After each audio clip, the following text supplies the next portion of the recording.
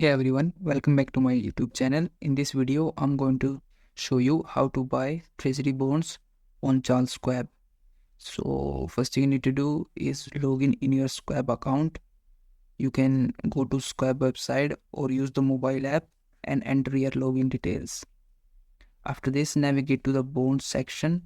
On the platform, click on trade and select bond and fixed income.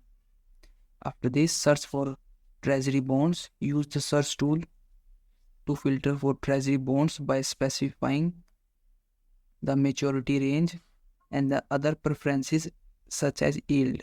After this, review bond details. Look at important information including the bond's interest rate and yield to maturity. After this, simply place your order, select the bond and specify how much you want to invest. Treasury bonds typically require a minimum purchase of $100 in increments of $100. After this, finalize the purchase, confirm your order and review the final details and then submit the detail.